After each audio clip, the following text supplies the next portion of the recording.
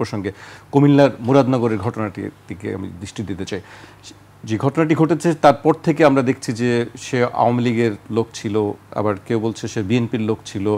এই একটি মানে দায় চাপানো, সে কোন দলের ছিল সেটি হচ্ছে বড় বিষয়, কিন্তু তার যে দলেরই হোক তার যে শাস্তি নিশ্চিত করতে হবে, বিচার নিশ্চিত করতে হবে, সেই জায়গায় আমরা দেখছি না। বরং একজন উপদেষ্টাকে জড়িয়ে কথাবার্তা হচ্ছে এবং উপদেষ্টা নিজেও বক্তব্য দিচ্ছেন। এই জায়গা থেকে আমরা আসলে কবে বের হব?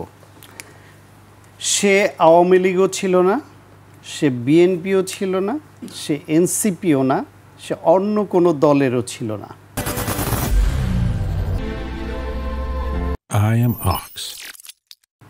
সে একজন ধর্ষক ছিল, সে একজন অমানুষ ছিল, পশু ছিল, তার পশুত্বের চর্চা দেখিয়েছে। সেই পরিচয়টা আমরা এখানে আমাদের শুধু এটুকু বিবেচনায় নিতে হবে, তার শাস্তি হওয়ার ব্যাপারে কোনো দল বা কোনো গোষ্ঠী কোনো রকম তার পক্ষ অবলম্বন করে কিনা, তাকে প্রশ্রয় দেয় কিনা, সেটা হলে অবশ্যই সেই দলকে দায় নিতে হবে।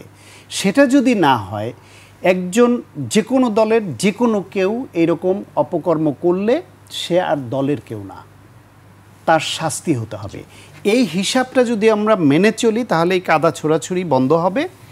না হলে অনেক জায়গায় দেখছি সে আওয়ামী লীগের সঙ্গে ছিল। উপদেষ্টা আবার বলছেন যে পতিত ফ্যাসিবাদের আশ্রয় প্রশ্রয় দাতারা এই ধর্ষণের জন্য দায়ী। একটা পশু, একটা অমানুষ, একটা ধর্ষক, সে ধর্ষণ করেছে, ধরা পড়েছে, তার বিচার হবে। সে কি ওই দল তাকে বলেছে ওইখানে ধর্ষণ কর, যদি আওয়ামী লীগের সঙ্গেও থাকে?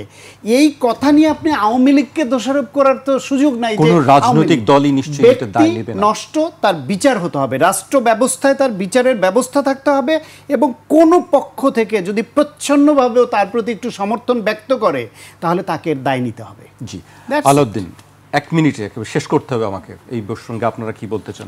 এই ব্যাপারে আসলে ব্লেম গেম কেন না, ব্লেম গেমটা আমাদের রাজনৈতিক অপসংস্কৃতির অংশ। এখানে অপরাধীকে অপরাধী হিসেবে দেখতে হবে। তবে একটা বিষয় দেখতে হবে যে অতীত আমরা দেখেছি যাদের হাতে ক্ষমতা তারা ধরাকে সরা জ্ঞান করে, এবং এই ধরনের প্রবণতা আমরা বিদ্যমান থাকে।